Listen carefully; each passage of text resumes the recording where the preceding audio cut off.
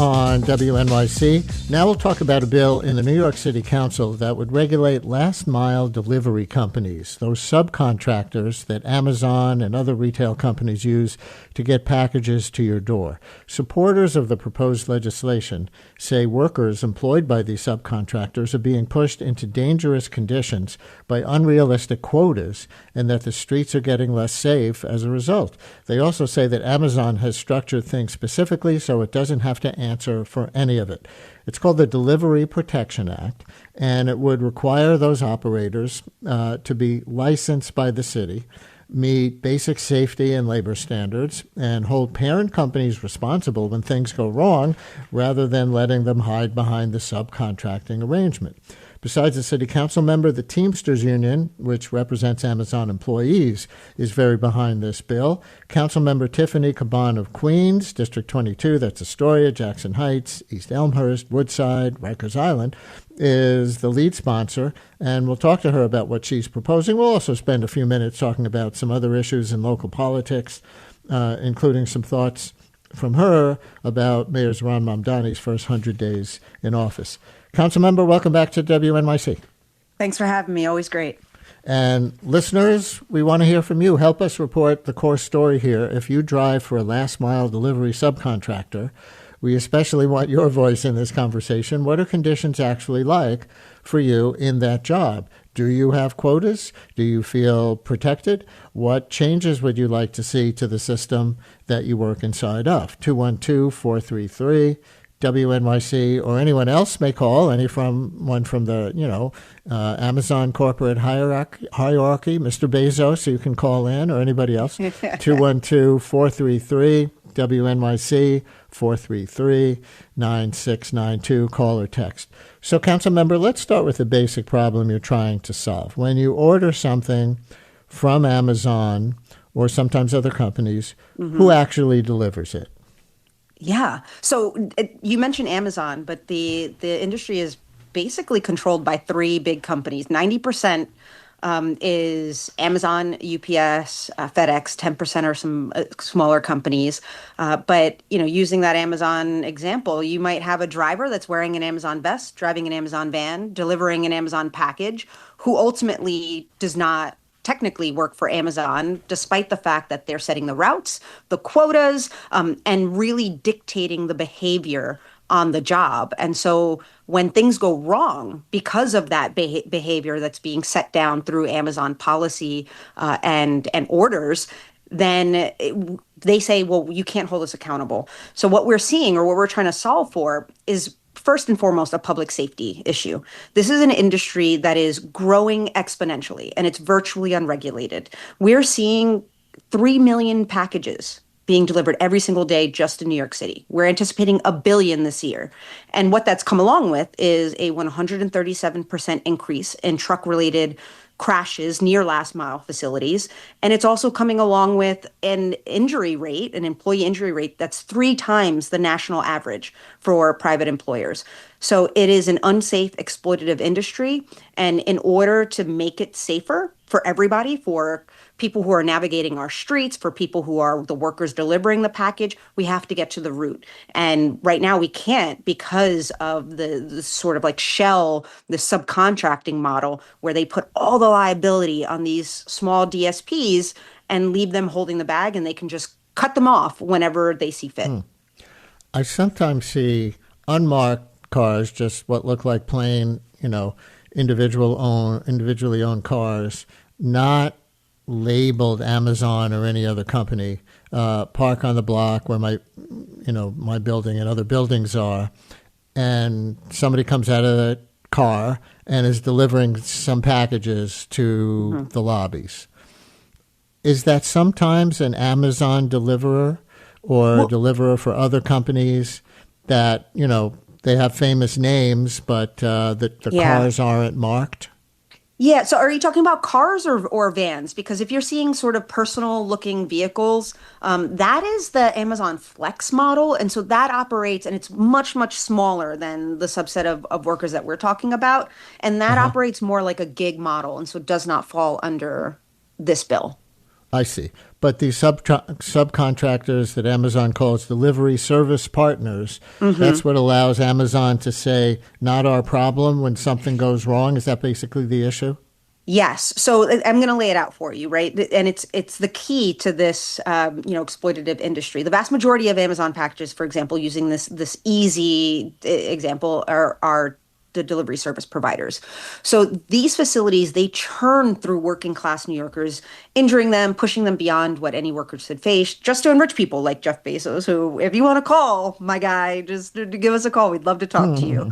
But this model, it exploits these DSP owners because I actually, there's a really disturbing report that was in Motherboard about the toll that this model has taken on DSP owners that kind of bears out the exploitation. So companies like Amazon, they displace all of their insurance, the repair costs, the debt, et cetera, onto these smaller companies. And it allows them, the parent company, to reap maximum profits while letting the owners of these subcontractors shoulder the risks. So we've heard stories of people who started these DSPs thinking it would be an opportunity to become entrepreneurs, but as soon as something goes sideways, Amazon cuts off the contract and leaves the owner saddled with debt, putting workers out of a job. If the workers decide that they want to organize at a DSP and unionize, Amazon pretty much immediately cuts the contract with that DSP. Hmm. We heard, and we just recently had the bill heard in the city council, and we heard from a former DSP owner, this guy named David, who went out of business because he closed his business. He didn't sell it. He closed it because he said this is completely unsustainable. I couldn't, it was either choose to stay profitable or make my workers unsafe. And he couldn't do both. And he said, well, I'm not going to do this. And so the only people this model really works for are the executives of parent companies like Amazon. Why would their workers not be safe? Is it because of what your press release calls unrealistic delivery quotas? Absolutely. Like I said, and this is coming into the pandemic, the way that consumers buy products has just really shifted. I think at the hearing, we heard that one in every three people in New York get a delivery daily. And ultimately, right, the last mile delivery facility, that's the last stop before that package gets from, the person you bought it from to your door. And the quotas are getting higher and higher and higher. So when you see these vans parked in the middle of the street or in a bike lane or blocking a hydrant, those are unsafe practices that are being kind of you're being shepherded into them because of these high quotas. You're supposed to get 30 minutes for lunch and two 15-minute breaks, but in order to make your quota, you end up skipping those breaks. We've heard horrific stories of, Amazon workers urinating in bottles to make their quotas. It's a model that incentivizes a race to the bottom, and that's where you see the increase in crashes. But we're also seeing a proliferation of pollution in certain areas. So we want these employers to be good partners to our community and to make sure that we're keeping people safe. And if they don't reach the quota, and if they refuse to engage in these unsafe practices, well, the next day they might not have a route there for them, And so it's really a matter of survival for these drivers, and they're sort of forced to make these impossible decisions. I think John in Westfield is going to say one of his family members had a job like this. Hi, John, you're on WNYC. Yes, hi, Brian. Yes, my daughter took the job. She was really excited about it and had all of the rules. She looked at them very, very strictly and followed them. And make a long story short, by following the rules, she couldn't make quota and was terminated. That happens, and it happened to her. She's since then got another job, but she was pretty upset about that because she really tried. Could you give us a little more on that? Like, what was the quota? Why was it hard to meet? Did it cause her to drive in certain ways or anything else? Well, it didn't cause her to drive. That's the point. Basically basically, I believe the quota was she needed to make 40 deliveries, and to take have take a picture with the right format to prove delivery. You couldn't have when you took the photo, you couldn't have like the street number in the photo. There were some conditions there, but really it was how to drive, where to park, all of that. The speed, follow, never go above the speed limit, which most people seem to do. She followed the rules, and it didn't work for her. 40 deliveries in what, a kind of 8-hour workday? Yes. John, thank you for sharing that story. What were you thinking listening to it, council member? I mean, it's a lot of what we have heard, and I know that the quotas are much, much higher in really high volume areas. And the fact is that, to his point, he said it didn't work out for his daughter because if you decide to be safe above all else, and then you don't hit that quota, you can forget about having a route the next day. And, it goes beyond even just the pace, but also because a lot of these DSPs aren't getting the help from Amazon and they're undercapitalized. They're working with these vans and they don't want to ground them, right? Because you ground them, you lose time, you don't make your quota. And so I've had workers send me videos and pictures of vans being held together with tape, doors falling off. I've heard about vans transmissions going out on the highway and feeling really unsafe, really worn brake pads. The maintenance isn't there because the model doesn't create a situation where the money is there to do that sort of thing. And so we hear that a lot. And a personal story I'll give, which is part of the reason why I started thinking about this bill when I first got into office, was my dad he's retired now, but he was an elevator mechanic. And he had to do those, among other things, those safety inspections of the elevators. You see the little paper in the elevator last time he was inspected. And early on when he was on the job, he had gotten a quota to do these inspections. And it was way too many of them that he could do in a period of time. And so his supervisors was like, basically telling him, cut corners. You can skip through some stuff. And my dad was like, no, this is heavy machinery. I'm not going to cut corners. And ultimately, he was retaliated against and almost lost his job. And the reason why he kept his job is because his union fought for him. And so these are things that we see in different industries. And this is a particular industry where, like I said, it's grown so fast that it's like the Wild West. There are basically no regulations right now. And it's our responsibility as government officials to do that to keep people safe. Listener writes in a text message, the pressure on the delivery drivers is so great that in my case, at least, they leave packages on the street with photos where they disappear or toss them down a next door alley with a locked gate or lie and say package was delivered and I signed for it. All the while I'm upstairs, no one is buzzed, no package. I don't like to complain to Amazon, even though I will get a refund because I know Amazon will lower the boom on the driver, but I paid for the package. So that's one listener. Amazon submitted formal testimony against the bill for your hearing last week. Their argument, as I understand it, isn't really about subcontracting as a principle. It's that the bill would threaten their delivery partners, these contractors, and put thousands of workers out of a job. How do you respond to that? Yeah, I mean, we are seeing a multi-million-dollar misinformation campaign by opponents of the bill, including Amazon. So, Amazon is paying tens of thousands of dollars to a PR firm to run a spin campaign.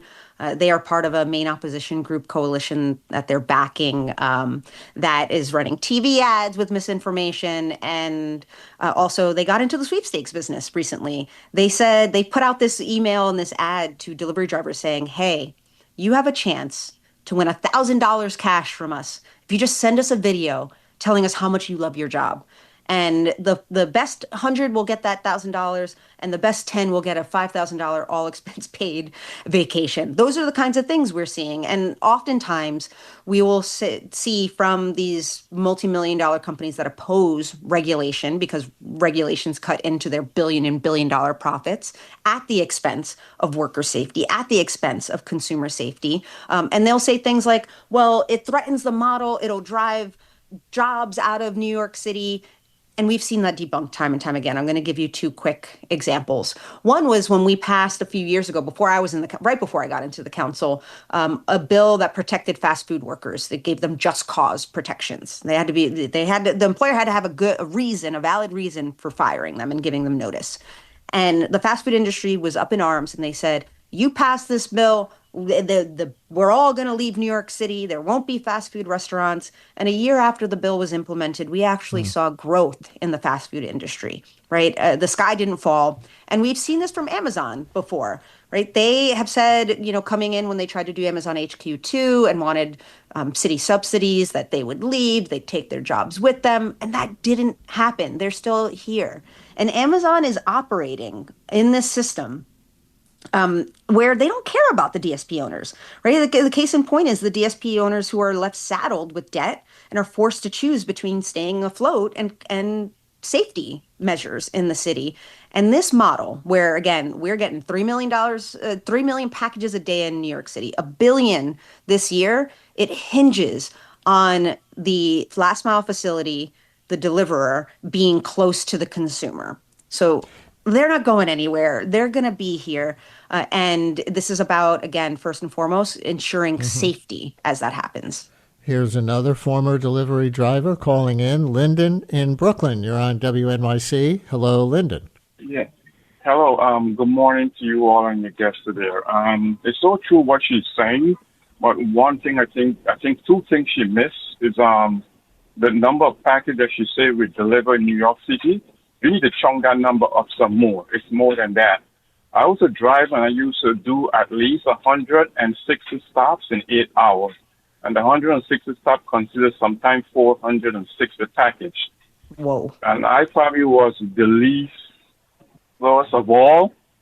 And it's a lot of pressure to do that. And second, with the contract companies such as the DSP, they have to look at the parking tickets too. I mean, the parking tickets is a lot because they don't want you double park, fire hydrant, et cetera, and it would happen. And, it's so right what you're saying. So right. What's the solution as far as you're concerned, Lyndon? Is it just lower quotas and therefore less profit for the parent companies, or slower delivery for the consumers who can't necessarily expect everything in 24 hours or whatever? Exactly. And it'd be less than 24 hours, like next day, within 4 hours. 4 hours,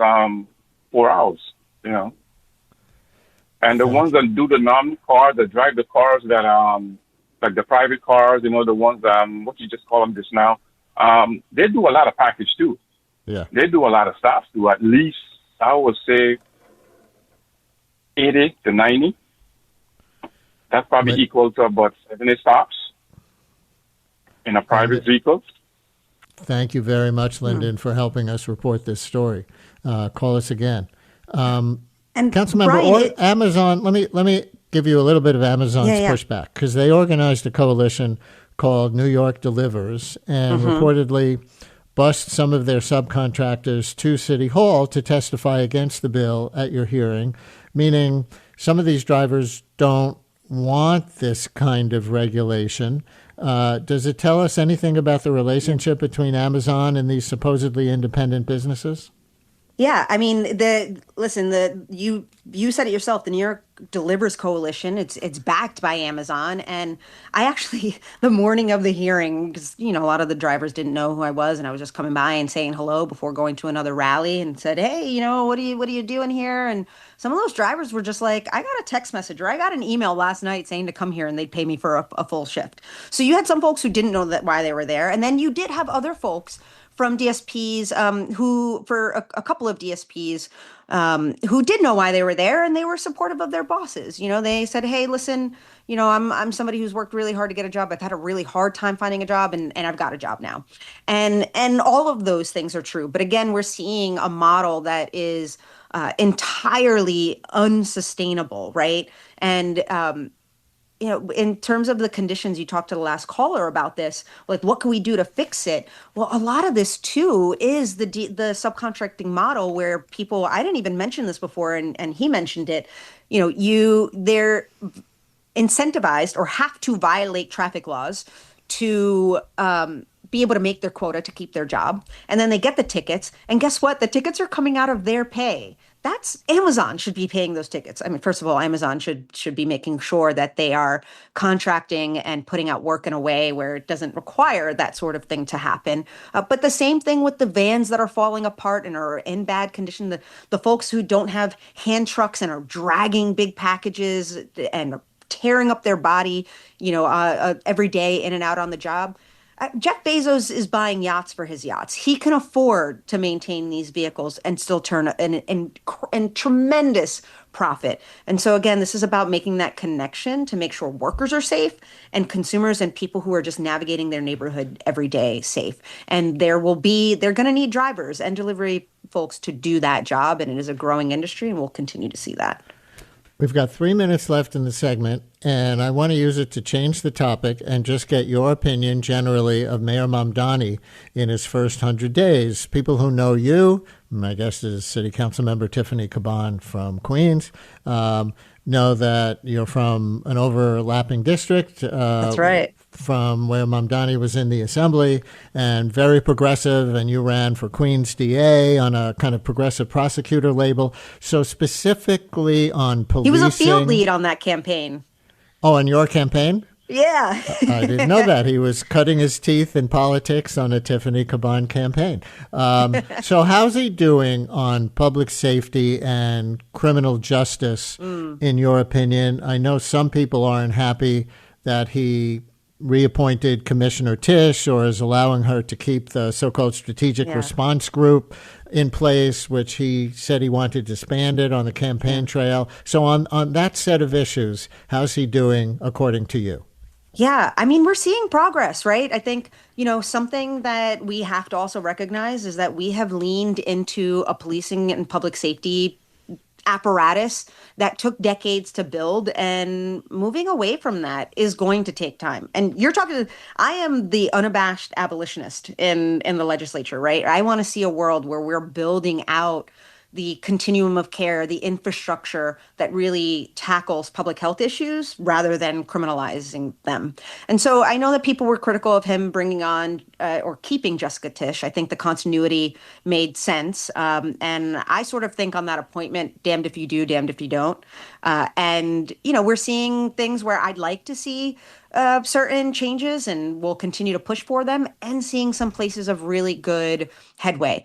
For example, I was really heartened by the fact that he has opened and started the Office of Community Safety. I have been someone who has been, deeply invested in Be Heard, alternative mental health responder model, our overdose prevention centers, all of these different things, and just see him really building out that infrastructure and saying, hey, we're going to incorporate this into the sort of the organizational structure of our city and have these agencies working together to treat mental health, substance use, poverty as the public health problems they are, rather than criminalize them, is a good thing that we will continue to work towards. And also, we're going to continue to put pressure on him to make sure that he keeps those promises that he made, whether it's the commitment to disband the strategic response group that we've seen cost the city millions of dollars in settlement fees, and how they are responding to people just out there exercising their constitutional right to assemble and protest.